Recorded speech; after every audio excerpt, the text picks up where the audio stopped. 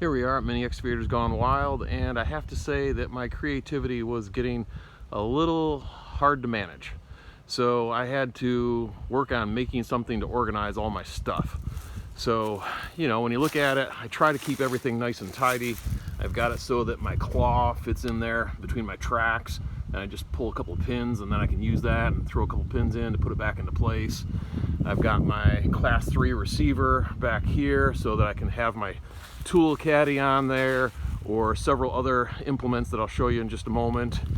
And you know, I've got my thumb expansion, which really helps make things much more solid to grab. And of course, everything I do, I try to make it so it just very easily pins in and out of place. And so there's a couple of clips you pull and then this thing comes right off. So if you're doing trenching, well, here's my little work brow 9-inch trenching bucket. I throw that on there, pull 2 pins, off comes the thumb expansion. I'm good to dig in narrow spaces. Likewise, I've got my 18-inch work brow digging bucket. I've got my mainstay 2-foot work brow bucket. That thing gets used almost all the time. And unfortunately, this is an off-market 30-inch cleanout bucket.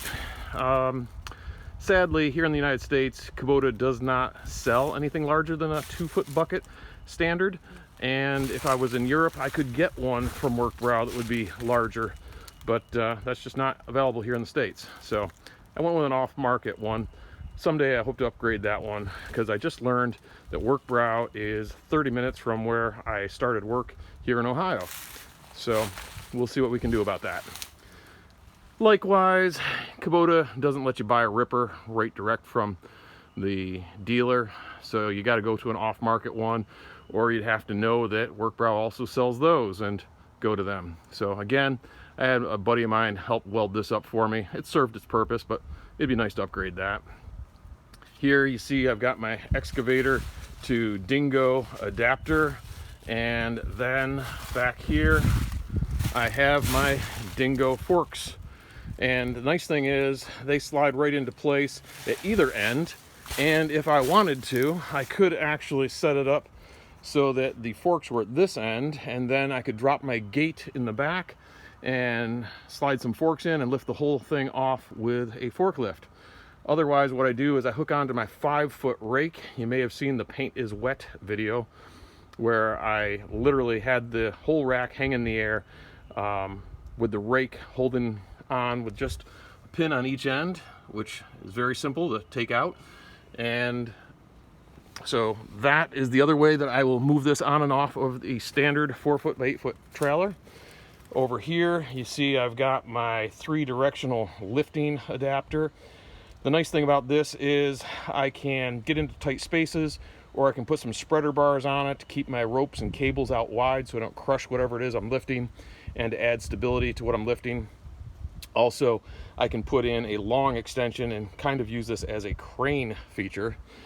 And underneath the rack, there's plenty of room for my extra set of tracks and my roller compactor unit. So together, this all becomes a very tidy package. Even my dozer blade that I use for curling material forward, that one too could go underneath with the other items.